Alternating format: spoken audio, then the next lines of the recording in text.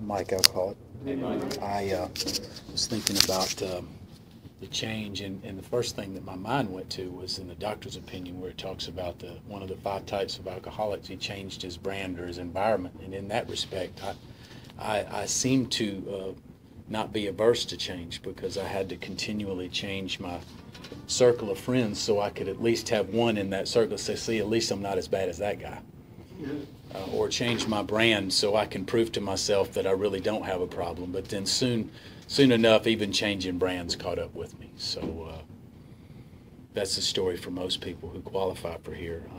But when I really think about change, I think about when I got here, I thought that alcohol in solid or liquid form was the only problem I had, and that everything else about me was fine. And I'm like the guy coming up on 82 in the book, out of the cyclone cellar. Looks fine here. The wind stopped blowing. Ain't it grand, Mom? The wind stopped blowing. And he's saying, nothing more needs to be changed. The storm is over. I'm off alcohol for 5 days. And my family members should take me seriously this time when I say, Grandmom, I've got 60 days sober. And she so nicely says, so what? I've got 82 years sober. And I think about the change that I need to make a little deeper once I get on into the steps, and I realize that it wasn't alcohol that was the problem. It was things about me, probably those character defects that made me have to take a drink to calm the storm inside myself. Our book talks about it.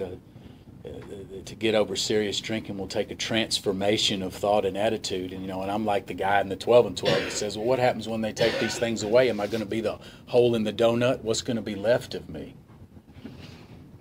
So I cling to these things, these coping mechanisms, this fear, selfish, self-seeking, and dishonesty. And one of our meditations fits this topic perfectly, and it really sums up what I'm talking about. It talks about, do we really want to be rid of our resentments, our anger, our fear? Many of us cling to our fears, doubts, self-loathing, or hatred because there's a certain distorted security in familiar pain. It seems safer to embrace what we know than to let go of it for fear of the unknown. And that is exactly what every member of Alcoholics Anonymous is faced with. To let go of the old me on some promise that I believe that somebody in the room believes that it can be different. But that's tough. That's tough, stepping out into the unknown.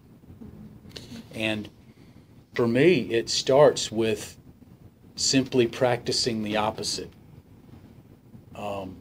If I've got fear, I've got to pray to God to give me courage and step out on my fear, because I'm the world's worst of what if myself after shit don't work out. Or worse yet, kick my own ass because I did nothing.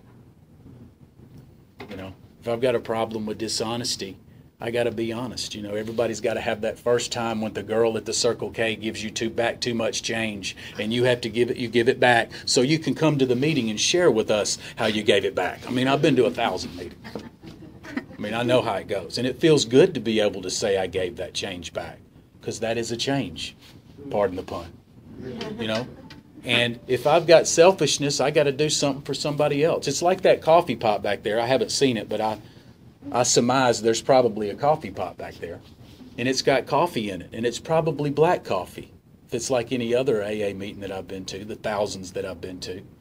And the thing about that coffee, I could sit quietly praying to God as hard as I can to change that coffee into a different color. It's not going to happen any more than me being starving and lock myself in a closet and pray to God to shove an Oscar Mayer through the keyhole. It ain't going to happen. That's why this thing is about God doing for me what I can't do for myself, but He's not going to do for me what I can. It's about faith without works is dead, and I play a part in my own recovery. So what do I have to do? Let's go back to that coffee pot. And it's been more than several people passed, so I may take a couple extra minutes, but because we're fixing to have some serious silence when everybody runs out at this table. But the thing about it is that what I have to do is I have to realize that by default and definition, if I start practicing the opposite and put clear water in that coffee pot, by default, over time, it's going to get clearer. But not by just praying it away, by putting something clear in its place, and it pushes out the old. So am I going to be the hole in the donut? No. I practice the opposite, and I become the new me. And before I know it, I begin to have this evidence in recovery Not just this past of failures before I got here. A past in recovery of successes.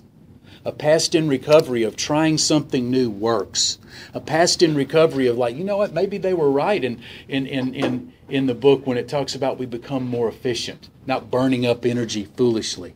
You know, what I find is that now that I'm a little clearer on down the road, a long ways down the road, I got here when I was young, I can see that this way of life has taken nothing away from me. It's given me the opportunity for everything. And you can't get a newcomer to get that because they're still like, oh, I'm going to be the hole in the donut. Oh, you know, at least I know what to expect in these old coping mechanisms. You're telling me to let go of all that? We think not. And I understand that. That's why 5 in 100 make it. But see, for the 5% that really want to make it, they're willing to do something different instead of just talk about doing something different. Because talking in here for an hour is great, but see, the real challenge is the other 23 hours of the day. So what I have to learn how to do is bring what I sing. I need to bring out there what I sing in here. But it's important to give myself something to live up to. Because I've given myself something to live down to too damn long.